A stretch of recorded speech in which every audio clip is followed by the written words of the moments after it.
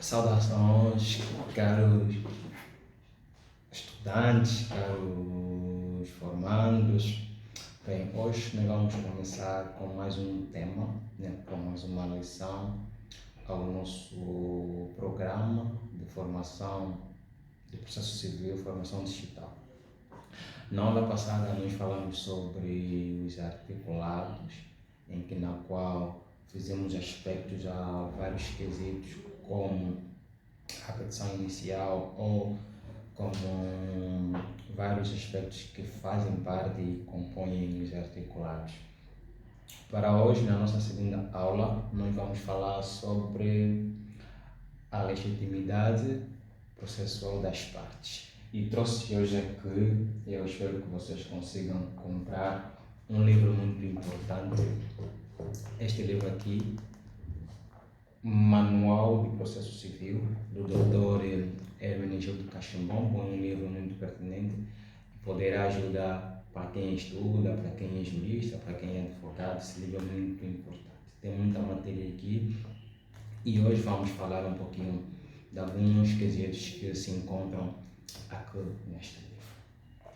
Porém, como já foi dito, não é? O tema de hoje é legitimidade processual das partes e dizer que a legitimidade processual das partes é um pressuposto, não é, do processo civil, e sem esse pressuposto, infelizmente, não há como avançar com o processo civil, não há como, nesse caso, o autor demandar contra o réu e o réu poder responder. Porque é um pressuposto muito fundamental.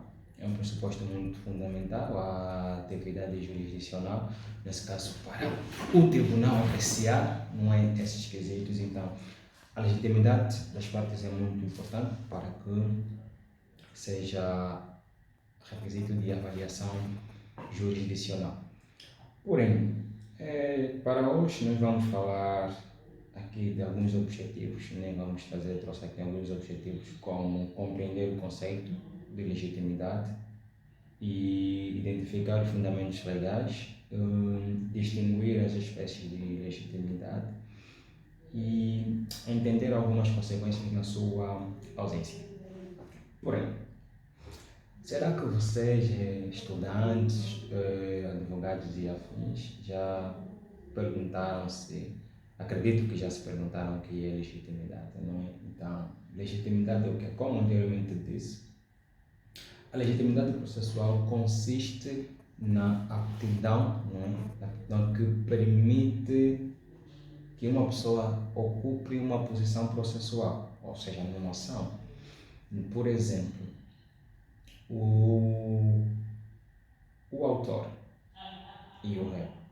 Para que o autor e o réu, ou para que o réu, ou para que o autor demande contra o réu, é necessariamente que tenha essa legitimidade. Agora, onde é que vamos encontrar essa legitimidade? Ou seja, onde é que vamos encontrar respaldo legal sobre essa legitimidade? Na aula passada, nós falamos sobre, eu frisei um pouco sobre a legitimidade. Falei do artigo 26 do Código de Processo Civil, que fala da legitimidade das partes. Então, é necessariamente que o autor e o réu, não é, tenham a legitimidade. Quando é que o réu tem a legitimidade? Ou seja, a legitimidade do autor parte em virtude do momento em que ele tem interesse em demandar contra o réu. E o réu tem a legitimidade, ou seja, o autor é parte ativa, torna-se parte ativa no processo quando demanda contra o réu, e o réu torna-se parte passiva quando tem interesse em responder. Então, porque nem toda pessoa tem aqui essa posição, nem toda pessoa tem a legitimidade para poder intentar a ação. Entretanto, é necessário existir a ligação jurídica entre a pessoa e o objeto do litígio. Por exemplo, quando se fala do objeto do litígio, nós estamos aqui a falar de, posso exemplificar aqui, contratos, não é? Que é um objeto de litígio, porque geralmente em contratos vem N aspectos. Por exemplo, o incumprimento contratual, só a brecha, a abertura do incumprimento contratual já dá lugar como posso dizer, a um objeto de litígio. Por exemplo, o A celebra um contrato de compra e venda com B. E B, não é, incumpre esse contrato. Para que A e B não resolvam um litígio existente entre eles, para que A e B resolvam de uma forma legal, não é necessariamente que um demande contra a outra, mas quem vai demandar contra a outra nesse contexto vai demandar aquele que tem o seu direito violado contra aquele que incumpriu com aquele contrato, porque não cumpriu, celebrou esse contrato de compra e venda, um pagou, o outro não recebeu, então já estamos aí num objeto de litígio, um cumprimento contratual. Mas agora a questão é,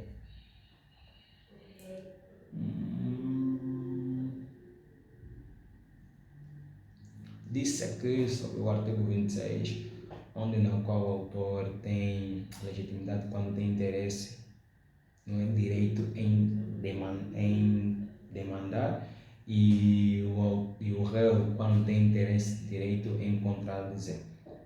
Mas como é que funciona isso? Será que só por simplesmente nós devemos intentar uma ação contra alguém? A resposta é sim, mas também há necessidade de ver vários pressupostos. Se o juiz que estiver com o processo vai julgar procedente ou improcedente aquela ação. Por quê? Porque o direito de recorrer aos órgãos judiciais é um direito, como já disse, é um direito. É um direito que está consagrado não somente na Constituição, como em qualquer lei, direito de petição e direito de demandar contra alguém. Mas para poder demandar, é necessariamente que aí estejam elencados vários requisitos. Tem que haver a violação do direito, tem que haver litígio emergente de qualquer situação, deve haver um nexo de causalidade, não é? Porque sem esses requisitos, sem esses pontos, evidentemente que é impossível demandar contra alguém, porque demandar necessariamente que tenha um litígio, porque se a gente não demandar contra alguém, é impossível existir, ou seja, se não houver litígio, é impossível demandar contra essa pessoa. Entretanto, é muito importante que esses quesitos estejam aqui citados, estejam aqui aclarados. Porém, o doutor Hermenegildo Cachimbombo, ele diz aqui que a legitimidade não é a personalidade e a capacidade jurídica nesse contexto. Ele diz aqui que é um dos pressupostos da capacidade jurídica, porque sem capacidade jurídica, impossivelmente, não há como esse processo prosseguir. É necessariamente que tenhamos legitimidade e capacidade jurídica. Porque a capacidade jurídica tem a ver com o direito de poder estar em juízo. Porque se a gente não tiver capacidade jurídica, capacidade de gozo, capacidade de direito, podemos até por aí indicar um representante que nos represente diante do tribunal, mas é necessariamente que esse quesito esteja muito bem esclarecido, é importante que esse quesito esteja muito bem avaliado, porque capacidade jurídica e legitimidade são coisas diferentes. A legitimidade, estamos a falar o direito de poder demandar contra alguém. Já a capacidade, estamos a falar a capacidade de estar em juízo, ou a capacidade de exercer, a capacidade de gozo de exercício de direito. Então, são quesitos muito importantes. Mas o Dr. Cachimbombo não deixa de dizer que a legitimidade é um pressuposto processual. E também ele diz aqui que para se saber se as partes têm ou não legitimidade para a ação, é necessário determinar qual é a sua posição face à pretensão deduzida em juízo, bem como ensina o professor Antunes Varela.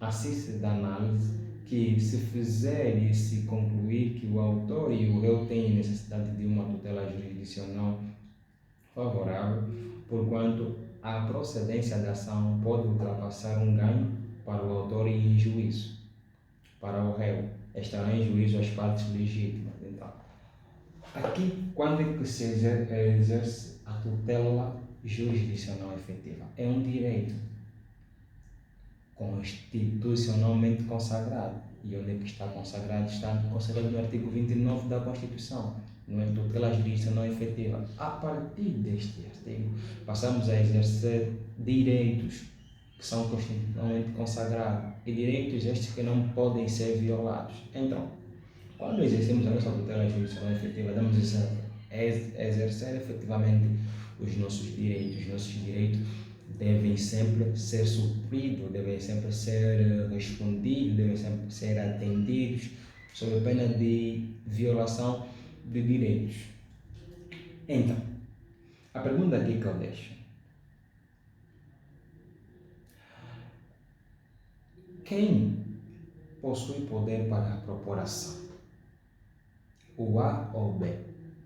É uma pergunta que eu deixo no ar e poderão eventualmente responder esta questão contactando, entrando em direito comigo a partir do meu WhatsApp, não é? A partir do meu canal do YouTube, poderão mandar mensagem a partir do canal também da minha consultoria jurídica, que é Leite Consultoria e Assistência Jurídica, e não só, também mandar mensagem pelo Facebook ou WhatsApp. Eu deixo essa pergunta no ar para que vocês respondam aí. Agora, voltando no quesito da legitimidade processual, eu uso esse Código de Processo Civil, uso este, e eu acredito que vão encontrar também os códigos de processo civil, por exemplo, aqueles códigos com capa vermelho, preto e demais. Geralmente são atualizações que se fazem. Por exemplo, esta minha aqui é da segunda edição, mas ainda é atual, usa-se normalmente, é o mais frequente, capa amarela e laranja. Então, vamos abrir agora o artigo 26, não é, do Código de Processo Civil, que diz assim, artigo 26, que já falamos na aula passada, na aula número 1, podem voltar a ver essa aula no meu canal do YouTube, que é Walter Miguel Novo, podem pesquisar no YouTube e vejam as aulas que eu posto. Então diz assim, legitimidade das partes. Número 1, o autor é parte legítima quando tem interesse, direito em demandar. O réu é parte legítima quando tem interesse, direito em contradizer. Ou seja, ambas as partes são parte legítima, mas uma é parte legítima quando tem interesse em direito em demandar e outra é parte legítima quando tem interesse, direito em contradizer. Mas agora, numa ação podem figurar vários autores e vários réus? Sim, podem sim figurar vários autores e vários réus, mas que todos eles tenham legitimidade e tenham sofrido diretamente em virtude de um contrato, em virtude de qualquer documento celebrado com outrem. Nesse caso, se várias pessoas A, B, C celebraram um contrato com D, E, F, violam aquele contrato, então, nesse contexto estamos a ver que há várias pessoas que foram lesadas, então essas várias pessoas podem, se tiverem interesse, direito em demandar, podem demandar contra essas três pessoas, que é D, E e F. Entretanto, agora a questão é, será que uma única pessoa que sofreu a lesão pode representar outras duas pessoas e demandar contra outras três pessoas que violaram aquele direito? Efetivamente que sim. Não é? A lei permite isso, desde que os direitos de representação estejam intrinsecamente, ou seja, desde que a pessoa estejam muito bem aqui ligados. Pode sim uma pessoa representar outros dois e demandar contra aqueles três, como também pode uma outra pessoa responder pelos dois a petição ou ação dos três. Então, isso é vice-versa, é ipsis. Então, é que a legitimidade é concernente a essa situação. Agora, o número 2 do mesmo artigo diz: o interesse em demandar exprime-se pela utilidade derivada da procedência da ação. O interesse em demandar exprime-se pela utilidade derivada da procedência da ação. Porque sem uma ação não houve demanda. Para que haja demanda ou para que um demande contra outro, é necessariamente que haja, não é aqui, uma ação em tribunal em que o autor demandou contra o réu foi demandado contra o autor e por ali vão responder um ao outro e tudo mais. Entretanto, ainda diz: o interesse em contradizer pelo prejuízo dessa procedência advenha, é continuidade. Na falta da indicação da lei em contrário, são considerados titulares do interesse relevante para o efeito da legalidade os sujeitos da relação material controvertida. Aqui quer dizer que todos aqueles sujeitos, envolvidos naquele litígio, que fazem parte, que tenham legitimidade, podem ser sujeitos, da matéria contrapartida, sujeito daquele litígio. Então, podem um contra o outro demandar com outro e outro demandar, e sucessivamente. Então, relativamente a essa situação, a esse quesito, eu acredito que vocês possam estar esclarecidos e, em questão de dúvida, em questão de dúvida, podem entrar em contato comigo a partir das plataformas que eu acabei por citar. Hoje não foi um tema muito curto, Basicamente foi um esclarecimento aqui, mais uma lição sobre legitimidade processual das partes. E é um ponto muito importante, um tema muito relevante para o processo civil e, entretanto, e muito importante para uma ação, para uma petição inicial, para o litígio, necessariamente que isso esteja aqui bem enunciado. Espero que eu tenha conseguido satisfazer ou esclarecer um pouquinho dessa lição, dessa nossa aula número 2. E de já dizer que na próxima aula nós vamos falar das ações declarativas e possivelmente nós vamos falar da contestação, que também fazem parte de um ponto em que, quando um demanda contra o outro deve responder, e sucessivamente. E então, possa ser que não seja muito esse tema que eu esteja aqui a dizer sobre a ação declarativa, mas vamos tentar o máximo possível, trazer aqui as coisas mais importantes para que vocês consigam, de modo curto, síntese e explicativo, compreender. Então, muito obrigado por você que me assiste, e não só. Espero que visitem o meu canal, e acredito que na próxima aula nós vamos nos encontrar, vamos estar juntos para poder aqui trazer mais uma lição do processo civil. Então, obrigado. E dizer uma coisa: qualquer dúvida que surgir depois de assistir esse vídeo, qualquer dúvida que ainda vier sobre essa parte da legitimidade processual das partes, podem entrar em contato comigo a partir das redes que eu já acabei de citar, mas vou já aqui referenciar novamente: o meu Facebook, Walter Miguel, o meu LinkedIn, também Walter Miguel, o meu canal do YouTube. Então é só entrar em contato comigo que a gente vai traçar aí os pontos para poder debater e poder tirar as dúvidas. Ok? Obrigado, então. Nos vemos na próxima.